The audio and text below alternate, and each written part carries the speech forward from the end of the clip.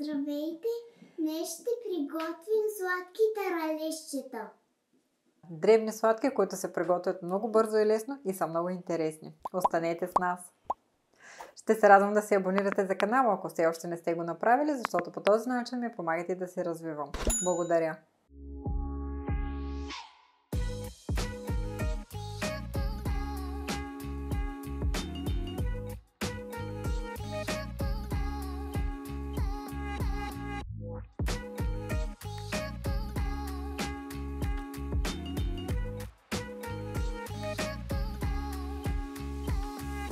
За рецептата ще ми трябва 150 грама масло, 150 грама пудра захар, едно яйце, размер L, 100 грама орехи, отделила съм си 500 грама брашно, след малко ще преценя дали ще използвам цялото или ще трябва да добавя, и едно пакетче ванилова захар от 8 грама. В купа добавям маслото, то ми е с тайна температура, за да може добре да се разбие с пудрата захар. При маслото ще пресея пудрата захар, защото имам бучици. Добре. Аз самичка. Добре. Леко. Ще я добавям постепенно, за да може да се усвои добре от маслото. С една шпатула ще разбърквам. Това не е шпатула. Какво е? Ами това е... Сещаш ли се оная бъркалка? Да, ама тя е друга. Ако имате мас, направете таралежките с мас, защото стават още по-вкусни. Ще добавя ваниловата захар и ще продължа да добавям от пудрата захар. Може да използвате ванилия на прах, 2 пакетчета от 0,2 грама, ще са достатъчни. Сега ще добавя яйцето, то също ми е с тайна температура. Дай. Ще го разбия с една вилица. Трябва да го разбием първо. Дай. Добре. Разбивам го в купичката, защото ще се смеси по-добре с маслото. Може да използвате яйце размер М. Тогава ще добавите по-малко брашно. Изсипвам го и разбърквам. Отново на няколко пъти ще го добавя, на 2 пъти. Сега разбъркването става малко по-трудно и мисля да продължа да разбърквам с вилицата.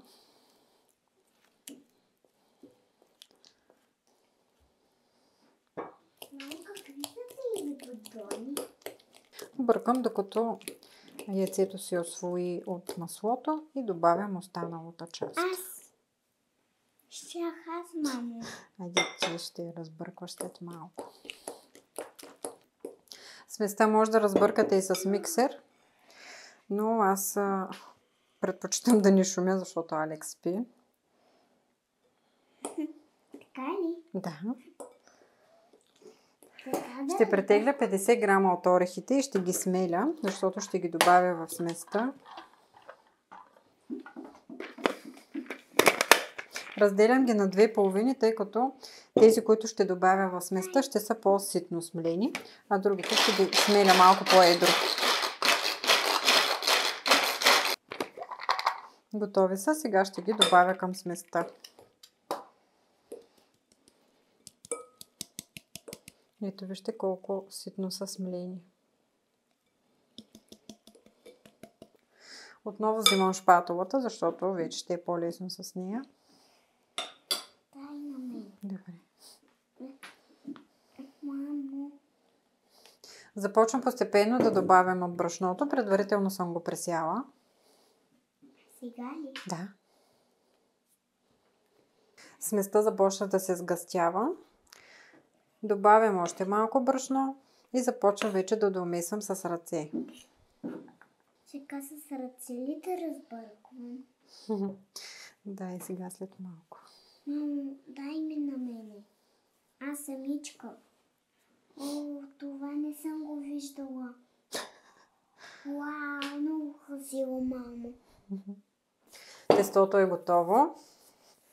Ето вижте как се получава. Късам топчеца и оформям с ръце. Мамо, и аз искам да правя. Добре. И аз искам да направя така. Добре. Добавих около 390 грама брашно. Сега съм се приготвила тук тавата на фурната. Сложила съм хартия за печене. Започвам да оформям таралежчетата. Късам малка топчица. Ще ги направя по-малки, защото са по-удобни да се хапват. Така ли да стоят? Да. Добре. Правя малка топчица, след това издължавам напред за муцунката. Муцунката? Да. Да.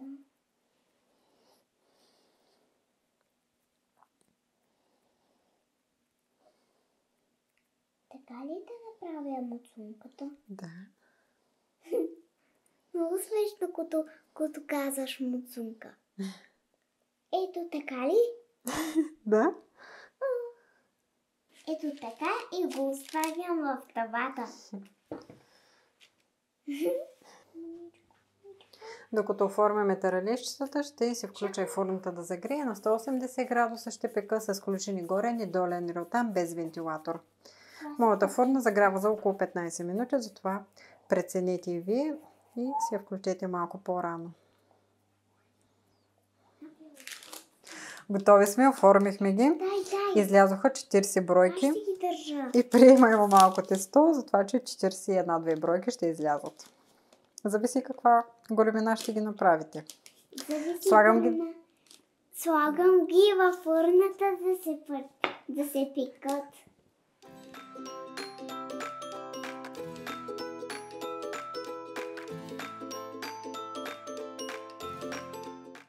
Готови са, изпекоха се за 18 минути.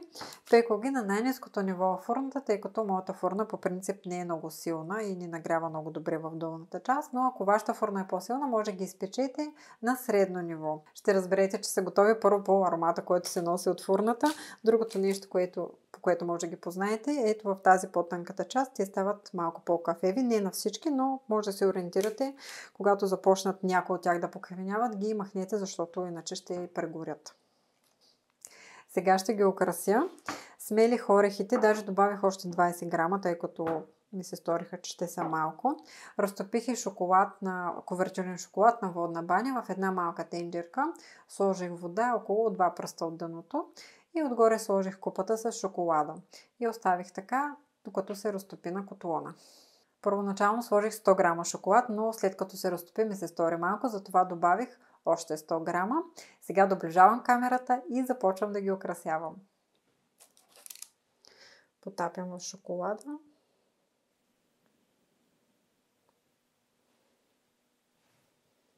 Веднага след това в орехите. Ще обера малко шоколада, за да не капе.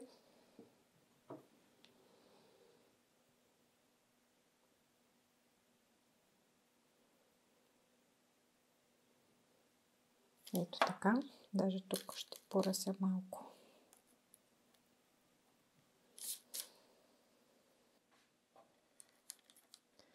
Ето по този начин трябва да се получи. След това ще направя очички и носле. Но първо тази част трябва да направя на всички таралежчета. Ако искате по-бързо да ви се охладят сладките след като ги изпечете, може да ги поставите върху една решетка. Аз си отделих тук, но трябваше да спра точно след като се изпекоха и те си стинаха в тавата.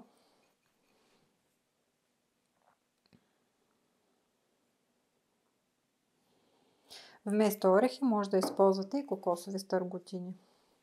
Или от тези пръчците шоколадовите, които по принцип са за украса на торта. Орехите ми почти свършиха. Ако решите и вие да ги правите с орехи, смелете си малко повече. Около 90-100 грама. Мисля, че ще са добре. Няма да украсявам всички, ще оставя малко изема, тъй като тя вече спи. А имаше много голямо желание да направи няколко таралежчета. Сега ще им направя очички и нослета. Взимам една клечка за зъби и потапям в шоколада. Само връхчето. И слагам.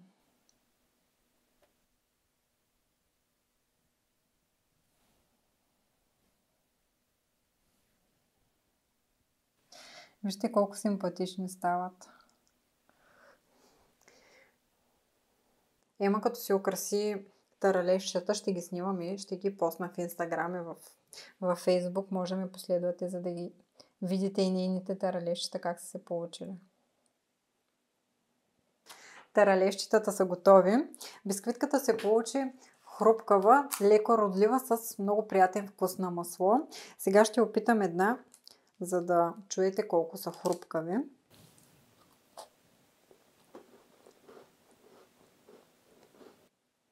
Много са вкусни, пригответе си ги и хапайте с удоволствие. Благодаря ви, че останахте с мен до края на видеото. Надявам се то да ви е харесало. Ако е така, ще се радвам да ме подкрепите, като харесате, коментирате и споделите видеото с приятели. Абонирайте се и за канала, ако не сте го направили. Натиснете и камбанката, защото по този начин ще ви излизат известия, когато кача ново видео. Чао и до скоро! Ще се радвам да се абонирате за канала, ако не сте го направили, защото по този начин. Да. Мамо, няма ли ще да кажеш, че правим манички бисквитки таралежчета?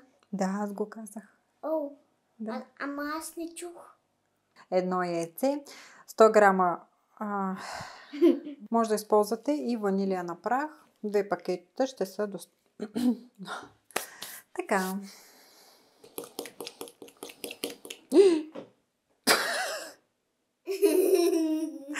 Мале! О, това не съм го виждала. Вау, много красиво, мамо. Ти си добра готвачка. Мерси, мамо, ти. Ти много добре се справяш. Да видя твоето таралежче. Ой, сладуче. Таралежчето ти прилича на буче. А твоите на какво приличат? Това ли? Да. Ами на динозавър. Добре. Затова, ако решите да ги правите с орехи, 70 грама ще са малко. Смелете се повече, защото е по-лесно да се потапя самото.